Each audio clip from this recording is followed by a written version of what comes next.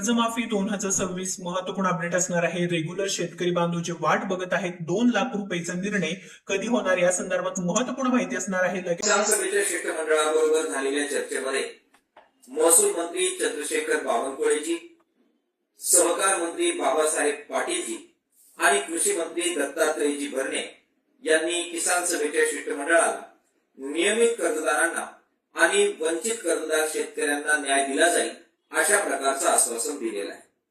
नियमित कर्जदार ज्यांनी आपलं कर्ज इमाने इतबारे काटकसर करून कर्ज पाणी करून भरलं ते काही श्रीमंत शेतकरी नाहीत. त्यांनी कर्ज भरलं याची शिक्षा या नियमित कर्जदारांना देता कामा नये. केवळ 50,000 रुपयावर त्यांची बळवणूक करणं हे शिक्षा दिल्यासारखंच आहे.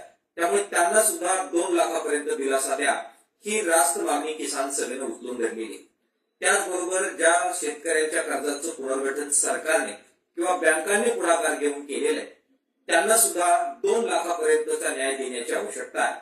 त्याचबरोबर जे शेतकरी वेगवेगळ्या अटी शर्तींमुळे 2009 पासून आतापर्यंत कर्जमाफीपासून वंचित राहिले त्यांना सुद्धा दिलासा देण्याची आवश्यकता आहे.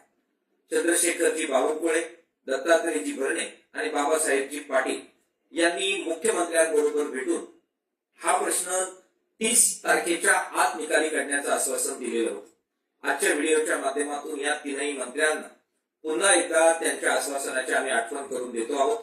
माननीय मुख्यमंत्री यांनी सुद्धा 23,63,000 शेतकऱ्यांना केवळ 50,000 रुपये देऊन त्यांची बळवणूक न करता त्यांना नियमित कर्ज भरलं याची शिक्षा न देता त्यांना खऱ्या अर्थानं प्रोत्साहन देऊन वित्तीय शिस्त मजबूत करण्याचा त्यांचा जो संकल्प आहे, मुख्यमंत्री साहेबांचा जो संकल्प आहे तो पूर्ण करण्याच्या दृष्टिकोनातून पावलं टाकावी असं आव्हान या 23,63,000 शेतकरी आणि किसान सभेच्या वतीनं आम्ही मुख्यमंत्र्यांना करतोय. पुन्हा आंदोलन करणं, पुन्हा या मागणीसाठी. तर शेतकरी बांधवांनो, तुम्हाला देखील समजलं असेल की जे काही शेतकरी बांधवांची मागणी आहे ती कुठेही चुकत नाही. कारण जे पुण्यश्लोक अहिल्यादेवी होळकर शेतकरी कर्जमुक्ती योजना अंतर्गत नियमित कर्ज शेतकऱ्यांना 2 लाख रुपयांचं प्रोत्साहनपर अनुदान देणे, त्यानंतर पीक विम्याचे ट्रिगर पुन्हा लागू करणे आणि सिबिल अटी स्थिर करणे या मुद्द्यावरून सध्या महाराष्ट्रात प्रचंड गदारोळ सुरू आहे. त्यावर तोडगा काढण्यासाठी 30 ऑगस्ट पूर्वी राज्य सरकारची कर्जमाफी उपसमिती आणि मुख्यमंत्री स्तरावर बैठक अंतिम निर्णय होण्याची दाट शक्यता वर्तवली जात आहे. तर 30 ऑगस्ट अत्यंत महत्वाचा दिवस असणार आहे. आता काही दिवसच बाकी आहेत. कारण शेतकरी बांधवांनी व जे किसान सभेचे नेते यांनी आव्हान केलेले आहे, शेतकरी नेते रविकांतजी तुपकर यांनी सुद्धा आव्हान केलेले आहे की नियमित कर्ज भरणाऱ्यांना 2 लाख रुपये प्रोत्साहन अनुदान, 2019 पूर्वीच्या वंचित शेतकऱ्यांनाही कर्जमुक्ती, आयटीआर भरणारे शेतकरी, पुनर्गठित शेतकरी आणि सिव्हिल प्रश्न न सुटल्यास 27 ऑगस्टला मंत्रालयासमोर शासकीय बंगले, गाड्या जप्त करून लिलाव करू. कारण नियमित कर्ज भरणारे शेतकरी जे बँकिंग सिस्टीम व्यवस्थित ठेवतात त्यांनी मान्य सुद्धा केलेलं आहे. सरकारने, माननीय मुख्यमंत्री देवेंद्रजी फडणवीस यांनी स्वतः सांगितले की ज्या शेतकऱ्यांमुळे बँकिंग सिस्टीम व्यवस्थित राहिलेली आहे ते म्हणजे आमचे नियमित कर्ज भरणारे शेतकरी. मग त्यांच्यावरती मुख्य वाद आणि मागण्या का बरं? नियमित कर्जदारांवरती अन्याय का बरं? कारण जे 2 लाख रुपयांचं प्रोत्साहनपर अनुदान मिळावे अशी आग्रहाची मागणी आहे ते पूर्ण का होत नाही? केवळ 50,000 रुपयांची तरतूद केली जाते आहे, जे सध्या शासनाने नियमित कर्जदारांसाठी निर्णय घेतलेला आहे.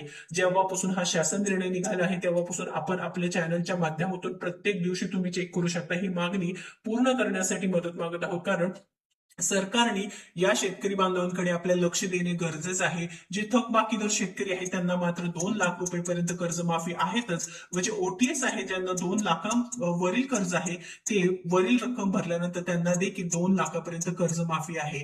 तर आता जे वित्त विभाग किंवा जे आपण म्हणू शकतो की बँकिंग सिस्टीम व्यवस्थित ठेवणे किंवा जे काही व्यवस्थित पूर्णपणे सिस्टीम ठेवलेली आहे त्या शेतकरी बांधवांवरती आता अन्याय होत असल्यामुळे प्रत्येक किसान सभेचे नेते असू द्या, शेतकरी बांधवांसाठी शेतकरी नेते असू द्या उभा राहत आहेत. आता जे किसान सभेचे नेत्यांनी सांगितलं आहे की 30 ऑगस्ट पूर्वी व रविकांतजी तुपकर शेतकरी नेते आहेत त्यांनी सांगितलं की 27 ऑगस्टला मंत्रालयासमोर शासकीय बंगले, गाड्या आम्ही जप्त करू, लिलाव करू. कारण नियमित कर्ज भरणाऱ्यांना 2 लाख रुपये प्रोत्साहन अनुदान देणे गरजेचं आहे. हा प्रश्न सुटणे गरजेचं आहे. आणि जे काही आधी शेतकऱ्यांना कर्जमाफी मिळाली नाही, आता 2017 मध्ये कर्जमाफी झाली, 2019 मध्ये कर्जमाफी झाली, 2026 मध्ये देखील कर्जमाफी झाली. मात्र या तिन्ही योजनांमध्ये ज्या शेतकरी बांधवांना बांधवांना इथे शेतकरी कर्जमाफी योजनेचा लाभ मिळाला नाही त्या शेतकरी बांधवांना नक्कीच इथे लाभ मिळायला पाहिजे आहे, ही देखील मागणी आहे. आता जे आयटीआर भरणारे शेतकरी आहेत ते देखील काही श्रीमंत नाही, मात्र काही व्यवसाय करण्यासाठी असू द्या किंवा काही बिझनेस करण्यासाठी पैसे भरतील किंवा अन्य कामासाठी टॅक्स भरले असतील तर ह्या शेतकरी बांधवांना देखील शेतकरी कर्जमुक्ती योजनेमधून लाभ मिळणे गरजेचं असणार आहे.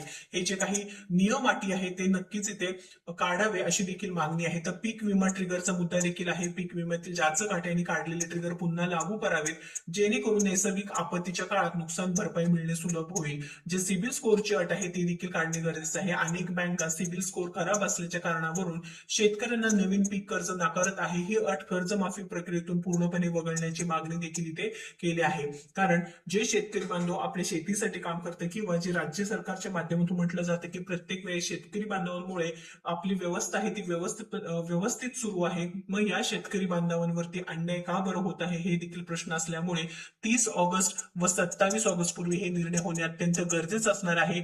माननीय मुख्यमंत्र्यांनी लवकरात लवकर निर्णय घेणे महत्वाचं आहे. माननीय कृषी मंत्री असू द्या, सहकार मंत्री असू दे किंवा आपले चंद्रशेखर बावनकुळे साहेब असू द्या, त्यांच्याकडून लवकरात लवकर निर्णय घेऊन इथे शेतकरी बांधवांचे खाते पूर्णपणे नील होणे गरजेचं असणार आहे. कारण आता 2 GR आले, परवाच एक GR आल्याच्या त्यामध्ये 4000 कोटी निधी वितरित करण्यात आलं व जे थकबाकी शेतकरी आहे 6.5 लाख शेतकरी बांधवांचे खाते नील झालेले आहे.